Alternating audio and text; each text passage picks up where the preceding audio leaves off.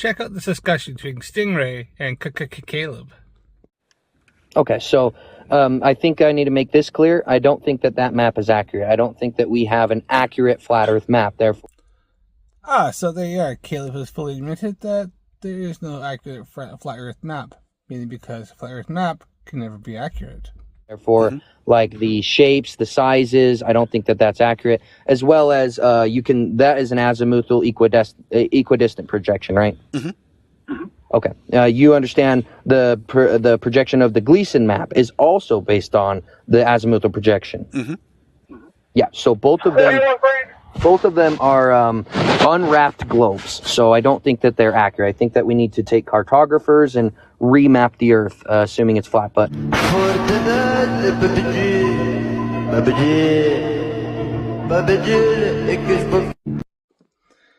so Kaleb just admitted that his flat Earth map and any flat Earth map that has been used or tried to present it or any kind of model is a flattened out globe. It is just a globe projection, like something that people that believe in the globe have been trying to say for years. The Gleason's map, any azimuthal projection, is just a projection of the globe that's been flattened down, and that's why it can't be accurate.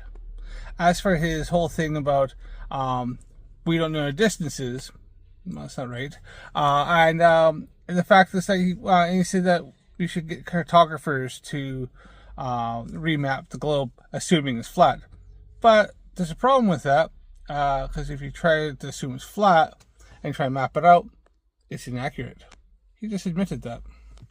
So any time that the Earth is put onto a flat plane and tried to map it out, as you can see, there's always distortion. There's distortion somewhere, and depending on how you want to have your flat map, to lay down on table, you'll have distortions and inaccuracies some way. The only way you can have to have everything accurate and all distances and everything accurate is to have it on a spheroid on a globe. So only time. But again, I don't know how we would get distance over the ocean unless you can tell me a logical way to do that. Absolutely. So I don't know how we would remeasure the miles in between the two continents. That's really interesting because we know the distances over the continents because, well, we can measure them. Not only can we measure them, we build things on them. We build railway lines. We build roads. We have airplanes. We have all sorts of different ways of being able to measure and know exactly how far everything is. You get in your car and you drive down the road and you have an odometer. And when it says you traveled 100 miles, 100 kilometers, or, usually it's the two main ones, that's how far you've gone. And we know how far that is because we've measured it. And we know over so far, different distances over the lands, how far they are because it's measured.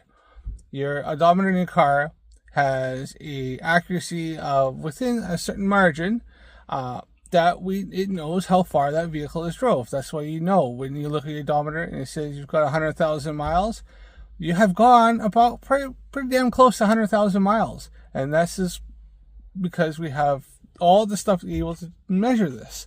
Not only that, we can also measure distances over water. And we have several different ways to be able to do that. And we've been able to do it since the time we were building ships out of wood. The whole thing where you say knots, how they did that was over speed, over time. And you got distance.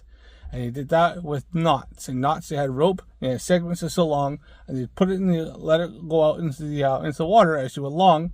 And depending on how many knots went on the rope at a certain time, they knew how many knots, how fast they're going. That's just why speed over water is done in knots. Goes back to the old ships when they were doing the old wooden schooners, sailing ships, and that's how they would measure the speed or how fast they're going.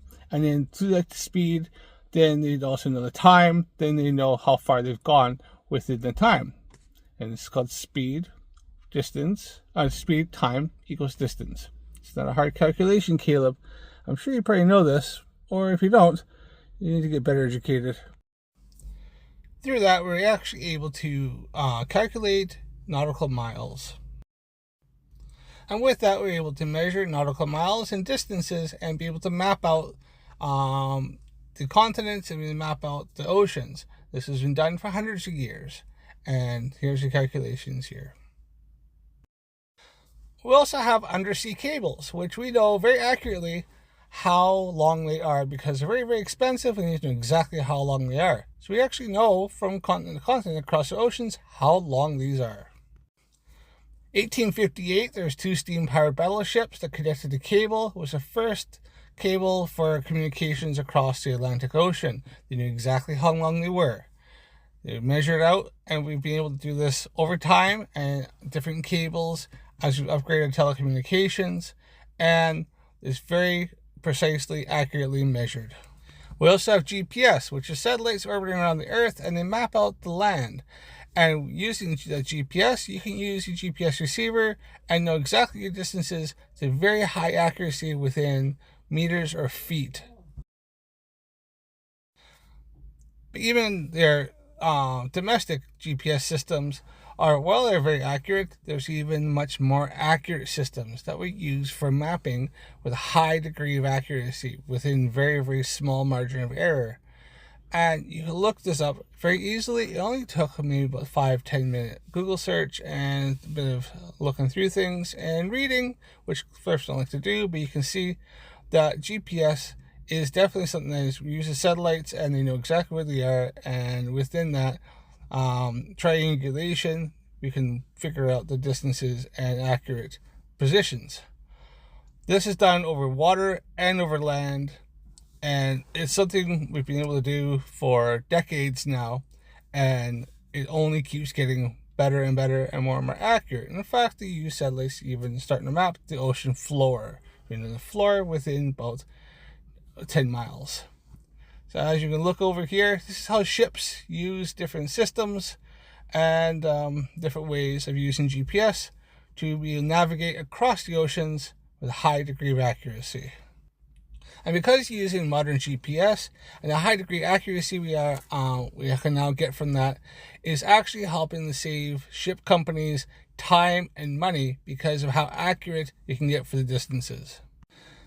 But it's not just GPS that not just used in the nautical sector. There's 21 different types. Here's an overview of some of them, and I'll show you as we go along here. So we have gyro compasses, very accurate. We have radar, which we can use to measure and map things. We also have magnetic compass, just in case. And we also have autopilot, which uses a GPS system. Then we have another APR. We have the automatic tracking aid, which is using the GPS system. Then we have the echo sounder. We map the bottom of the ocean. Speed and distance log device, so we know how long and how far and how fast they're going. Electronic chart display, information system, as well as automatic identification system for different ships. They also have long range tracking and identification system, as well as they have a rudder angle indicator and a voyage data recorder, so you can record how long the voyage was. As well as I said, we have a rate of turn indicator and a GPS receiver, just a separate receiver that other systems also use GPS as well. Sound reception system, navigation lights, as a redundancy system, as well as D-light, signaling lamp for signaling when you don't have communications through radio, and a voyage router and planner, while using GPS as well as a transmitting heading.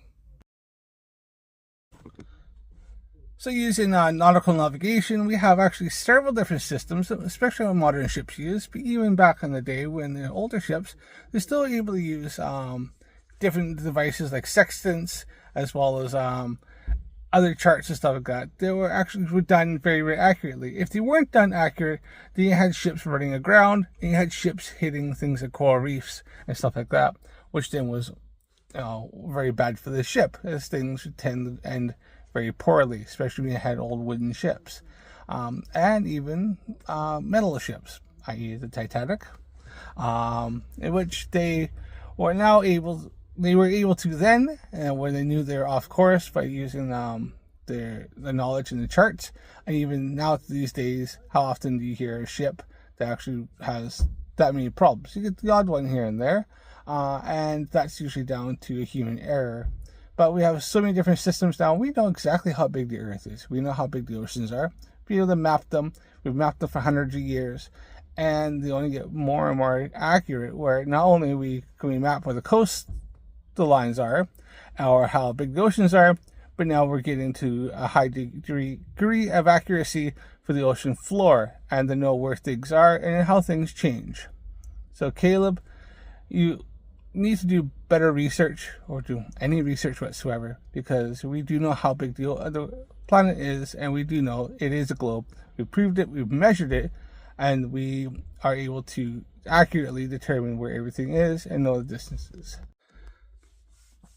So thanks for watching. Don't forget to follow me for more videos, subscribe to my channel, comment if you want to comment, and let me know what you think of our friend Kaleb. And yeah, just know that do your proper research, realize the Earth is a globe, space is real, gravity is measurable, demonstrable, and provable, and flat Earth is nothing but a joke. Thanks for watching. See you again. And by the way, all those rumors on the internet are fake. I'm not flat. I'm not hollow on the inside, and there's